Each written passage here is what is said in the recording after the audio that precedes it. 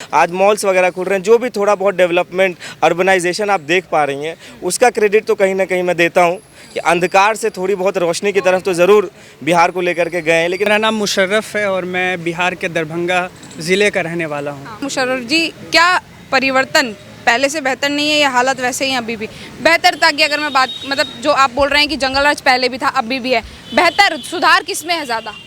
देखिए, जहाँ तक सुधार की बात करेंगे तो कुछ उस शासनकाल में भी अच्छा काम हुआ है और कुछ इसमें, जैसे कि अगर बेटियों की शिक्षा की बात की जाए तो नो डाउट नीतीश कुमार ने बहुत ही शानदार काम किया है और उन्होंने शिक्षा पर जो काम किया है वो अविस्मरणीय है। और मैं बिहार का एक छात्र हूँ तो मैं इसको कभी नहीं भूल सकता हूँ और आने वाली पीढ़ियों को भी इस बात को समझना पड़ेगा। जब मुख्यमंत्री चुनने की बात आती है तो 2-3 में सिमट जाते हैं, तेजस्वी, तेज प्रताप, निशा, भाड़ वाले कहीं नहीं। जब आपको लेके चलना है तो पार्टी को लेके चले ना। सर, पार्टी में कोई काबिल और है नहीं, ये समझे क्या? मेरे को ये बता दीजिए, मैं गारंटी ले सकता हूँ कि जेडीयू हो, जो भी हो, भाजपा हो या एनडीए शासित जो भी पार्टी है, मैं ये गारंटी दे सकता हूँ। आप उनके अगले प्रदेश अध्यक्ष का नाम नहीं बता सकते, लेकिन मैं गारंटी दे सकता हूँ आज भी अखिलेश यादव अध्यक्ष है और आने वाले 20 साल बाद भी अध्यक्ष होंगे। आज लालू यादव की पार्टी है, 20 साल बाद भी वो लालू यादव की पार्टी है। मैं गारंटी दे सकता हूँ इस बात की। ठीक है, तो ऑटोनोमस बॉडी को अपने आधार पे काम करना चाहिए। आखिर क्या मजबूरी हुई कि बिहार के 2025 के विधानसभा चुनाव के बाद आपको एसआईआर लागू करना पड़ा?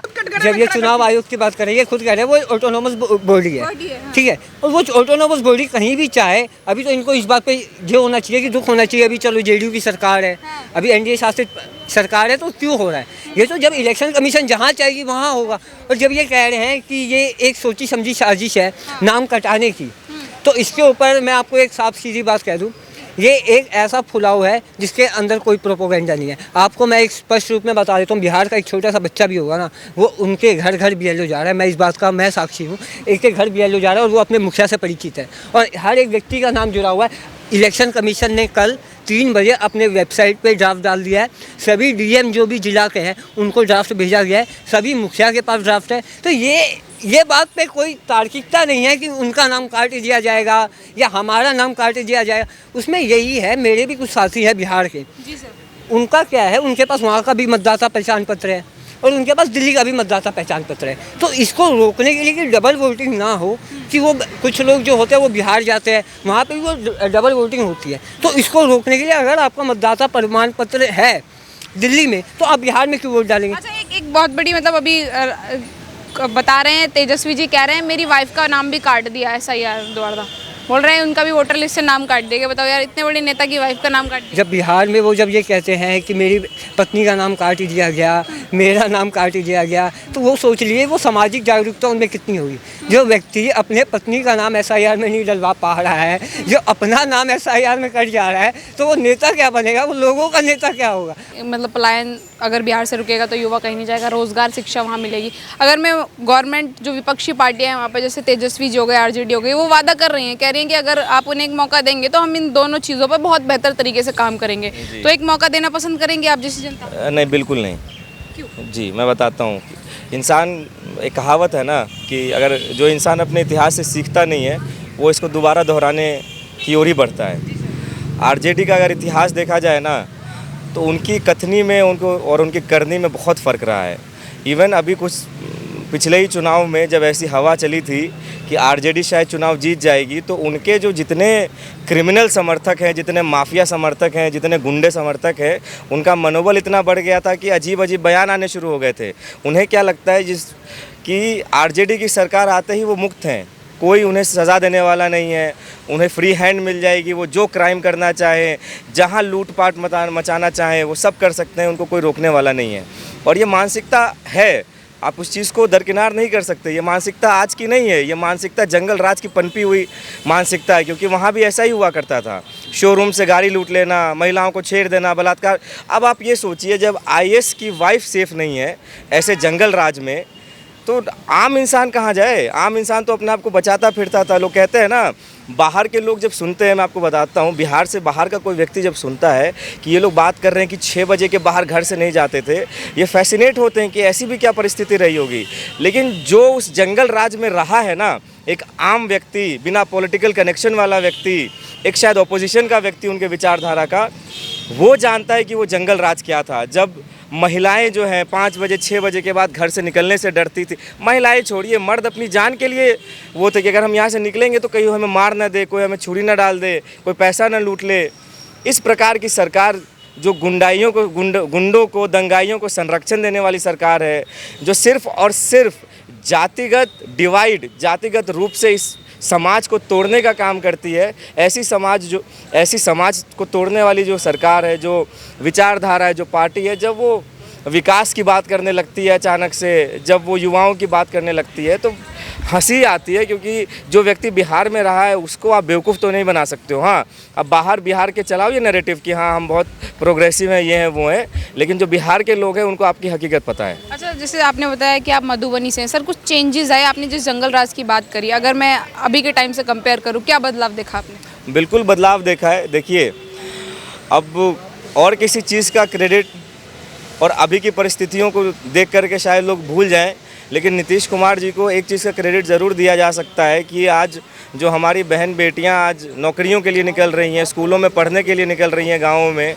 आज जो हम लोग, बहुत सारे ऐसे क्षेत्र हैं, बहुत सारे ऐसे एरियाज़ हैं जिनमें शायद 5-6 बजे के बाद लाइटें बंद होने के बाद डर लगता था निकलने से, आज वहाँ रोज़गार है, रोज़गार के आज वहाँ बिजनेसेस सेटअप हो रहे हैं, आज मॉल्स वगैरह खुल रहे हैं, जो भी थोड़ा बहुत डेवलपमेंट, अर्बनाइजेशन आप देख पा रही हैं, उसका क्रेडिट तो कहीं ना कहीं मैं देता हूँ कि अंधकार से थोड़ी बहुत रोशनी की तरफ तो ज़रूर बिहार को लेकर के गए हैं, लेकिन अब परेशानी ये है कि हम वहाँ अटक गए हैं। अच्छा, आपको मैं रोकना चाहूँगी, कुछ नए लोग हैं, इनको भी जोड़ लेते। क्या शुभ नाम है सर आपका? मेरा नाम मुशर्रफ है और मैं बिहार के दरभंगा ज़िले का रहने वाला हूँ। हाँ, मुशर्रफ जी, क्या लग रहा है, जैसे इलेक्शंस आने वाले हैं, आप भी युवा हैं, युवा क्या चाहता है कि बिहार में किसकी गवर्नमेंट बने और कौन बेहतर विकास दे सकता है बिहार को? देखिए, मरहूम शायर डॉक्टर राहत इंदौरी साहब का एक शेर है कि सरहदों पर तनाव है क्या, सरहदों पर तनाव है क्या, ज़रा पता तो करो चुनाव है क्या। तो बिहार जो कि लोकतंत्र की जननी कही जाती है, और बिहार एक ऐसा प्रदेश है जिसका चुनाव भारतवर्ष में ही नहीं बल्कि भारतवर्ष के बाहर भी चर्चा का विषय बना रहता है। और ये वही बिहार है जिसने देश को प्रथम राष्ट्रपति दिया, जिसे हम डॉक्टर राजेंद्र प्रसाद के नाम से जानते हैं। आपने बिहार के चुनाव की बात की, तो बिहार का चुनाव वाकई में बहुत ही महत्वपूर्ण होता है और बिहार के राजनेताओं की भी खूब तारीफ़ें की जाती है। और जिस संदर्भ में आप क्या पूछना चाहती हैं बिहार के बारे में? मैं पूछना चाहती हूँ सर, इलेक्शंस आ रहे हैं, क्या गवर्नमेंट चाहती है कि परिवर्तन हो, मतलब सरकार, मतलब जनता क्या चाहती है कि सरकार को बदला जाए, या फिर जो मौजूदा गवर्नमेंट है वो सही विकास कर रही है, सही दिशा में विकास कर रही है? क्या वाकई ऐसा है या परिवर्तन? देखिए, परिवर्तन ही जीवन का नियम है, तो अगर परिवर्तन होता है तो इससे ज़रूर है कि बदलाव होगा। और बिहार की जो राजनीति है वो जातिगत राजनीति है। या अगर कोई व्यक्ति इस बात को नकारता है कि बिहार में जाति व्यवस्था नहीं है तो वो है। अब जैसे कि सवाल उठता है कि इससे पहले एक विशेष पूर्व मुख्यमंत्री है, उनके राज को लोग जंगल राज कह देते हैं, लेकिन मैं उनसे पूछना चाहता हूं कि अगर आप किसी के शासनकाल को जंगल राज कहते हैं तो उसके पीछे की पृष्ठभूमि को आपको समझना होगा। आप ज़रा सोचिए 1992 का बिहार कैसा था, 1992 के बिहार की स्थिति क्या थी। उस स्थिति में एक व्यक्ति मुख्यमंत्री बनता है जिस बिहार के अंदर कुछ भी नहीं था। उसने पिछड़े को, जिसे कुछ तथाकथित उच्च वर्ग के लोग उन्हें बैठने का मौका नहीं देते थे, यदि उस व्यक्ति ने कुर्सी पर बैठने का मौका दिया है तो हमें इस बात की तारीफ़ करनी चाहिए। यदि कोई व्यक्ति समाज में बराबरी पर नहीं आएगा तब तक उस राज्य का विकास नहीं हो सकता है। दूसरी बात, अगर आप उस समय के शासनकाल को जंगल राज कहती हैं तो वर्तमान समय में जो कल ही परसों की घटना है, पटना एम्स में एक सांसद हैं, उनके बेटे के कुछ समर्थक बंदूक लेकर के और उसके हैंडल से डॉक्टर के ऊपर हमला करते हैं, जिसके कारण वे डॉक्टर भाग जाते हैं। तो मुझे तो ऐसा लगता है कि अगर आप कटाक्ष करते हैं कि वो जंगल राज था तो क्या ये मंगल राज है? खेमका, जो कि बिहार के सबसे बड़े उद्योगपतियों में एक माने जाते हैं, उसी खेमका के घर से लगभग 100 या 200 मीटर दूर पर गांधी मैदान का थाना है। पुलिस क्या कर रही थी? सवाल तो हम दोनों पक्षों से पूछना चाहेंगे। मैं दिल्ली विश्वविद्यालय का छात्र हूं, तो मेरा ये फर्ज है कि हम निष्पक्ष होकर बात करें। अच्छा, आप निष्पक्ष की बात करें मुशर्रफ जी, क्या परिवर्तन पहले से बेहतर नहीं है या हालत वैसे ही अभी भी? बेहतरता की अगर मैं बात, मतलब जो आप बोल रहे हैं कि जंगल राज पहले भी था अभी भी है, बेहतर सुधार किस में है ज़्यादा? देखिए, जहाँ तक सुधार की बात करेंगे तो कुछ उस शासनकाल में भी अच्छा काम हुआ है और कुछ इसमें, जैसे कि अगर बेटियों की शिक्षा की बात की जाए तो नो डाउट नीतीश कुमार ने बहुत ही शानदार काम किया है और उन्होंने शिक्षा पर जो काम किया है वो अविस्मरणीय है। और मैं बिहार का एक छात्र हूँ तो मैं इसको कभी नहीं भूल सकता हूँ और आने वाली पीढ़ियों को भी इस बात को समझना पड़ेगा। लेकिन ये जो सत्ता परिवर्तन है, सत्ता परिवर्तन में बिहार में ऐसा देखा गया है कि जो लोग विपक्ष में होते हैं वो कहते हैं कि मैं आऊँगा तो ये बदलाव करूँगा, लेकिन जब वो पक्ष में आ जाते हैं तो वो भी वही करते हैं जो उससे पहले वाली सरकार करती है। तो बिहार की जनता इस असमंजस में है कि आखिर किसको बनाया जाए। अगर लालू प्रसाद यादव के वक्त बिहार में गुंडागर्दी थी, बालू माफिया थे, तो वर्तमान समय में भी है।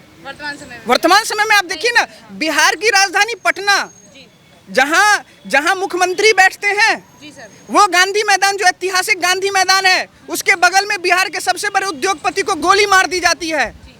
और उसके बाद कहते हैं हमारे बिहार के उप मुख्यमंत्री महोदय कि हम उनको मुआवजा देंगे। अरे आप क्या उनको मुआवजा देंगे? बिहार की अर्थव्यवस्था उनसे चलती है। खेमका जी छोटे मोटे कारोबारी नहीं थे। तो ऐसी जो हास्यास्पद बातें हमारे देश के, हमारे राज्य के जो राजनेता कर रहे हैं, मुझे तो इसमें हंसी आती है। मुझे लगती है कि ये किस दिशा में बिहार को ले जाने। आपको मैं थोड़ी देर विराम देना चाहूँगी। सर से तर्क ले लेते हैं। जैसे आपने जो बताया कि अभी की गवर्नमेंट से आप सवाल कर रहे हैं, कह रहे हैं आपने क्या बेहतर किया। सर, आप जंगल राज पे मैं आपसे सवाल करना चाहती हूँ। जैसे सर बोल रहे हैं कि पहले की गवर्नमेंट को अगर आप जंगल राज बोलेंगे तो अब की गवर्नमेंट को भी कुछ खास नहीं बोलेंगे, कि मतलब ये भी जंगल राज ही चला रहे हैं ऑलमोस्ट। अच्छा, मैं आपसे सबसे पहले तो एक तर्क जो दिया गया, ये वाला तर्क कि पिछड़ों को कुर्सी पे बैठने का मौका दिया जिस सरकार ने, वो लालू यादव जी थे। लालू यादव जी के जो साला हैं, क्या नाम था उनका? साधु यादव। उन्होंने जिस आईएएस की बीवी का बलात्कार किया था वो दलित थी वो। यही कुर्सी पे बिठाया क्या? किसने? आरजेडी की तरफ से कौन सा नेता था जिसने उस महिला के अधिकार के लिए लड़ाई लड़ी? ये मैं पूछना चाहता हूँ। और गिरफ्तारी भी नहीं हुई थी। कौन सी गिरफ्तारी? मैं पूछना चाहता हूँ कि जब रोड पे निकलते थे और जब छुरा मार करके पैसा छीनते थे तो जाति पूछते थे क्या? अच्छा तुम ऊपर कास्ट के हो, चलो तुमसे ही लूटूंगा, नीचे वाले से नहीं लूटूंगा। अगर ऐसा होता तो ये जनरल कंसेंसस क्यों है?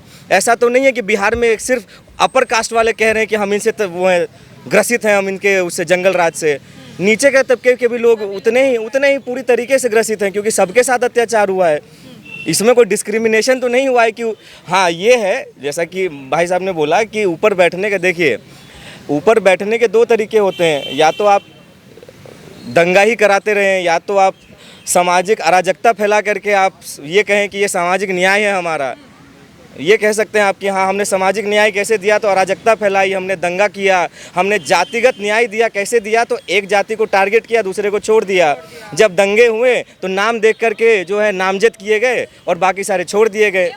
ये तो कोई विषय और नहीं। और अगर यादव ही करना है तो आप ये बोलिए कि आप यादवों में भी परिवारवाद करना है। आप ये बोलिए कि हमारे परिवार के जो जितने हमारे परिवार के सदस्य हैं उन पे हजार करोड़ की संपत्ति हो सब पे, बाकी जो आम यादव का बेटा है वो अपना भैंस चराए, वो अपना जाके दिल्ली यूनिवर्सिटी में यहाँ संघर्ष करे, ठोकरे खाए, हमें क्या मतलब है? बोलते हैं लालू जी, बोलते हैं, कहते हैं हमारे काल में इतना रोजगार बांटा, इतनी सरकारी नौकरी बांटी हमने, कोई नहीं दे सकता सरकारी नौकरी। अरे अगर हम देखिए लालू यादव जी के जीवन के अगर हम कुछ नोटेबल कोटेशंस अगर निकालने लग जाए ना तो एक किताब लिखी जा सकती है, और वो किताब इतनी ज़्यादा बिकेगी भी।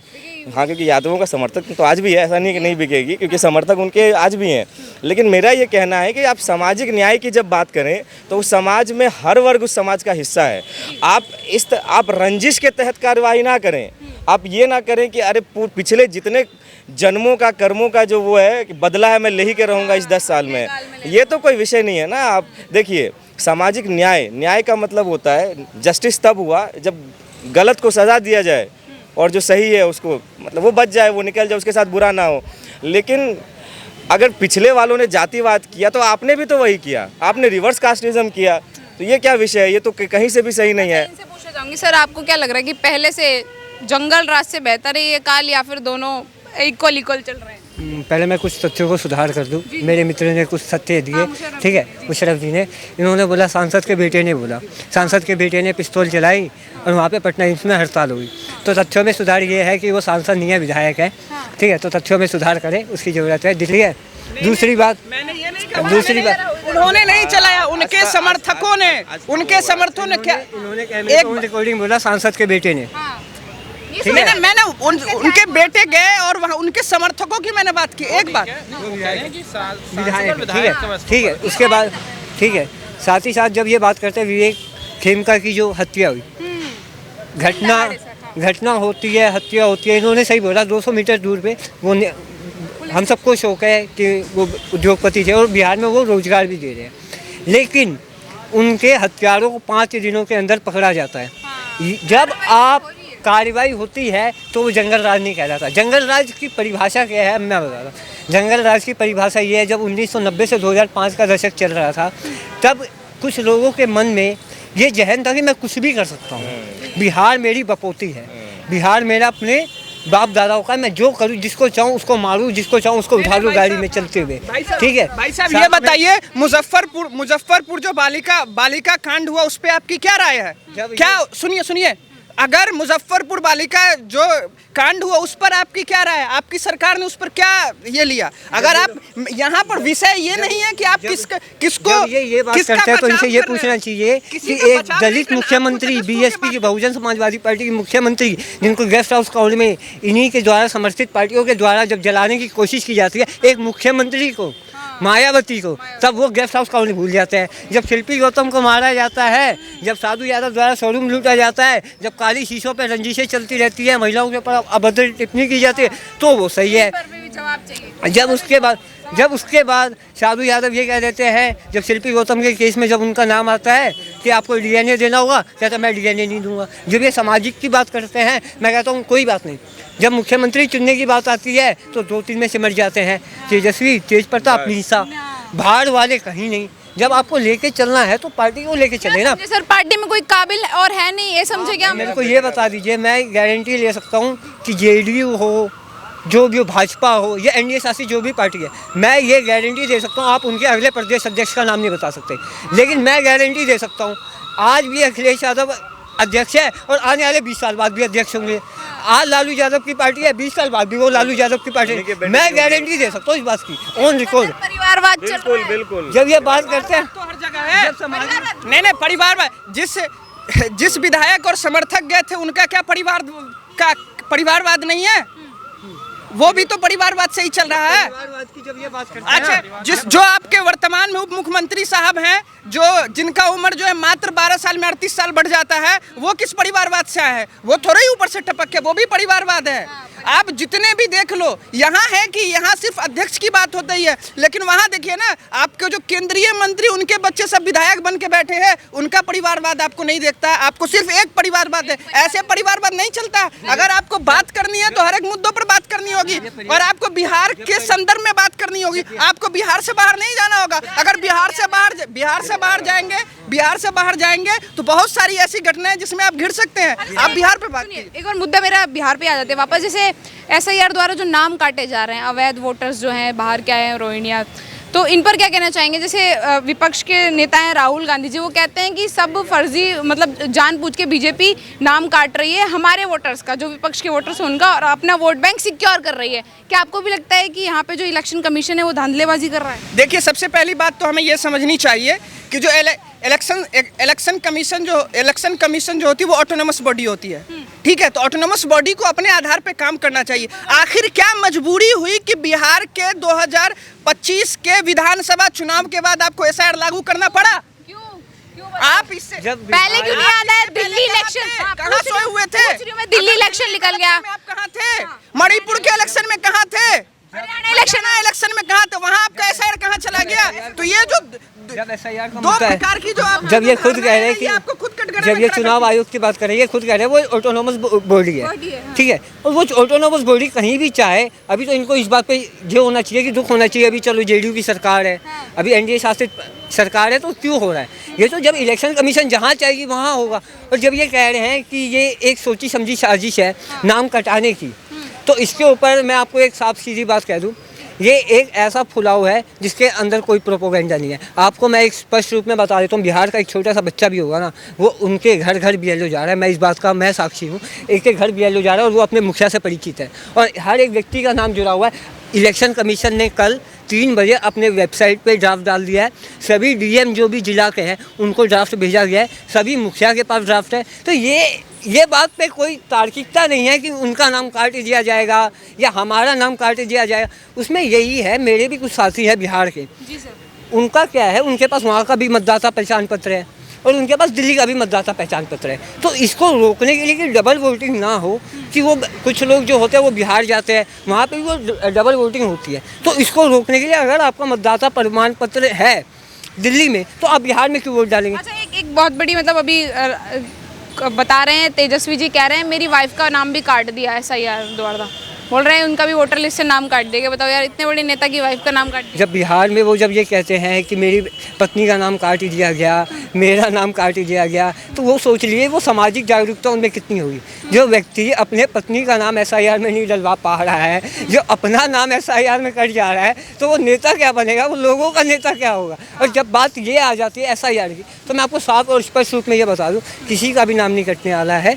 ठीक है, ये लोग हवाबाजी कर रहे थे, खाली फर्जी वोटर वही कट रहे हैं। फर्जी वोटर कटेगा। और उसमें भी इसी ने इलेक्शन कमीशन ने साफ साफ निर्देशित किया, अगर आपको लगता है कि एक भी व्यक्ति का नाम कटा है, ज्ञानेश कुमार जो चीफ इलेक्शन कमिश्नर है, उन्होंने साफ प्रेस कॉन्फ्रेंस करी, क्योंकि इनको भरोसा नहीं होने वाला है। जो सही बात, अरे चुनाव आयोग बोल दे, देश का प्रधानमंत्री बोल दे, विदेश मंत्री बोल दे, गृह मंत्री बोल दे, रक्षा मंत्री बोल, नहीं मांगे।